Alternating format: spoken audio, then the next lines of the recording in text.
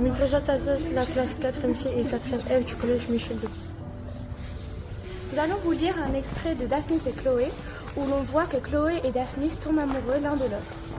Tata paidza takumara excc kai kalos potos exfaneto clinton agrikias. EDTN omen pente kai deka eton apogeneas, edeto suton during apodeanton kai odruas kai olamon epimias nuptos orosin onart yandeti.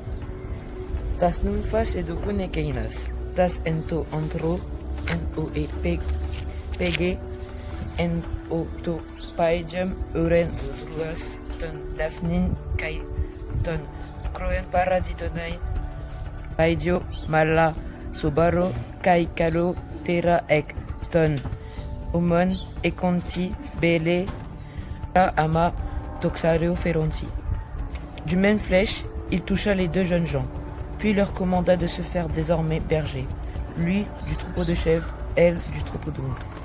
Taten alles gemeinsam und Ütäten ihre Erden nebeneinander. Oft trieb Daphnis Verit Schaff zurück, oft holte Chloé also Kühn Segen von den Ohren Felsen herunter und manchmal kümmert sie einer von beiden und beide Erden, während der andere einem Spiele nachging. Elle allait quelque part hors du pâturage, cueillir des tiges d'asphodèle, en tresser une cage à criquet et, tout affairé à cet ouvrage, délaisser son troupeau. Quant à lui, il coupait de minces roseaux, en perçait les nœuds de jointure, les assemblait avec de la cire molle, puis il s'amusait à jouer jusqu'à la nuit. Parfois, ils partageaient le lait et le vin et ils mettaient en commun les vivres qu'ils avaient apportés de la maison. On aurait vu plutôt moutons et chèvres séparés que Chloé loin de Daphnis. Tandis qu'ils se livraient à ces jeux, Eros vint leur donner du tourment. Se dirigió a la gruta de las ninfas acompañado por de Chloé y le dio a guardar su túnica y su zurón. Luego, a orillas del manantial, comenzó a lavarse el cabello y todo el cuerpo. Su cabello era moreno y abundante. Su cuerpo, bronceado por el sol, parecía como si fuera la sombra de su cabello la que lo ennegrecía. Chloé lo contemplaba, pues le veía hermoso.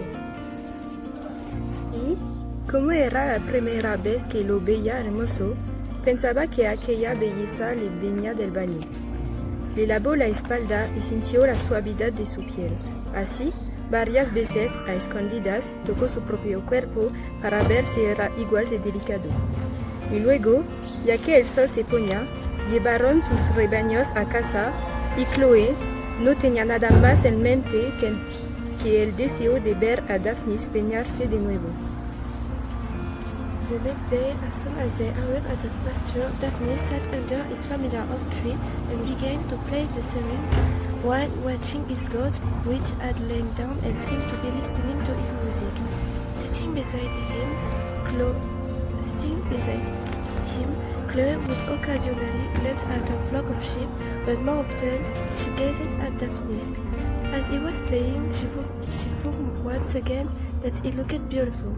And again she thought it was the music that gave him that beauty, so she took the syrinx from him to see whether she too might become beautiful in turn. Puis elle lui demanda de se baigner encore, et pendant qu'il se baignait, elle le regarda, et lorsqu'elle le regardait, elle le toucha. En s'en allant, elle l'admirait encore, et cette admiration était commencement d'amour. Ce qu'elle éprouvait pour lui, elle ne le savait pas. En petite fille élevée à la campagne, et n'ayant entendu personne prononcer le nom de l'amour. Une lassitude s'était emparée de son âme, et ses yeux refusaient de s'ouvrir. Elle ne faisait que parler de Daphnis. She had lost her appetite, spent her nights without sleep, and located her flock. At times she lived, at times she lived. She would fall and sleep alone, to work with the start. Her face will pale, then flush with color moments later. Her hair first showing be her first fly is not so tormented. And those are the words she spoke to herself when she was alone.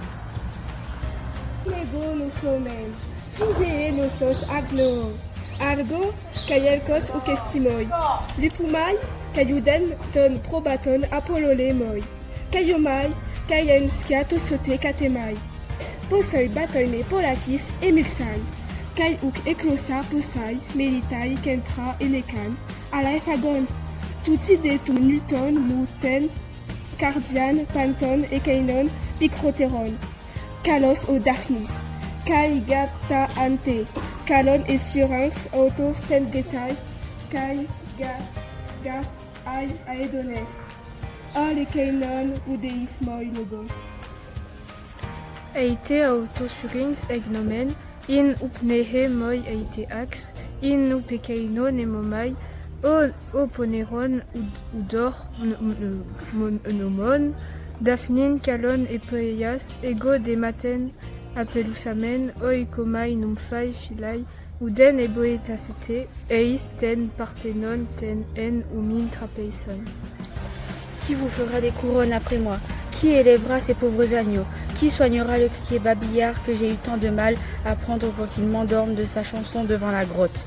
Maintenant, à cause de Daphnis, je n'ai plus envie de dormir, et ce criquet barbit pour rien. Ainsi souffrait, ainsi parlait Chloé, cherchant le nom de l'amour.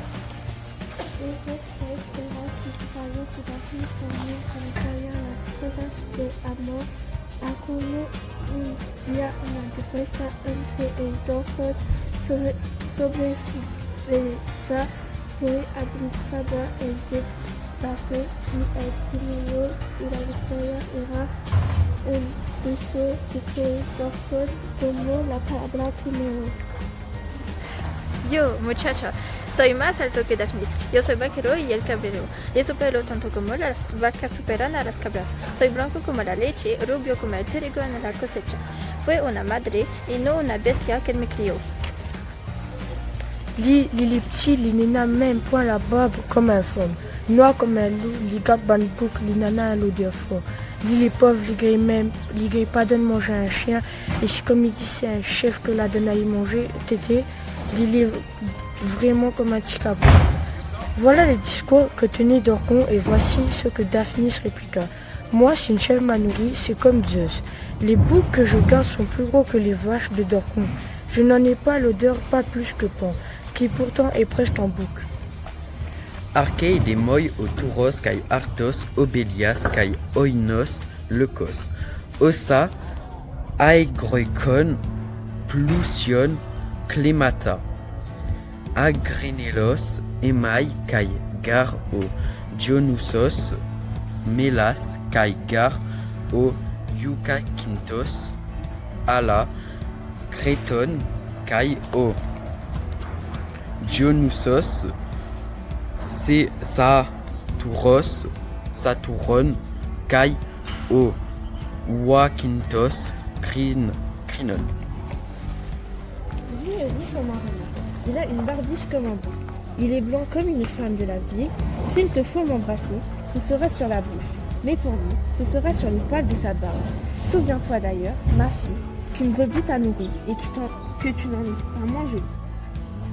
Chloé n'attendit pas davantage, ravie de cet éloge et désirant depuis longtemps embrasser Daphnis, elle bondit et lui donna un baiser tout simple et gauche, mais capable d'enflammer une âme. Alors Dorcon s'enfuit tout chagrin en quête d'un autre moyen pour satisfaire sa passion. As for Daphnis, although he had received a bit rather than a kiss, he sounded very somber. He often shivered, he had to withstand the turmoil in his heart. He wanted to look at Chloe and yet, looking at her, he would blush deeply. It was then that, for the first time, he noticed with wonder that her hair was fair, that her eyes were as large as a cow's, and that her face was truly without than goat's milk. Although he had just been given eyes and had been blind not all that moment. Il ne prenait de nourriture que pour y goûter, quant à boire si l'on l'y forçait. Il prenait juste de quoi se mouiller la bouche, il restait silencieux, lui qui auparavant babillait plus que les criquets paresseux, lui qui s'agitait plus que les chèvres, il négligeait même son troupeau, et il avait abandonné sa syrinx. Son visage était plus vert que l'herbe d'été, il ne causait qu'avec Chloé, et si d'aventure il se trouvait loin d'elle, voici ce qu'il se racontait à lui-même. Quel pouvoir a donc sur moi un baiser de Chloé? Ses lèvres sont plus tendres que les roses, sa bouche plus douce qu'un rayon de neige, mais son baiser plus perçant qu'un dard d'abeille. Souvent j'ai donné un baiser à des chevaux, souvent j'ai donné un baiser à des chiots nouveau-nés, et au petit veau qu'a donné Dorcon.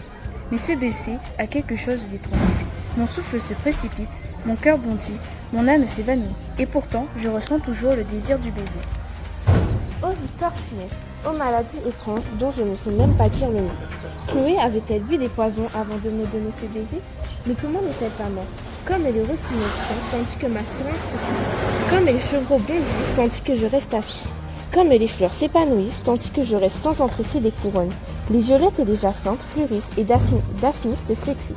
Et est-ce que Dorcon lui-même ne va pas se montrer plus beau que moi?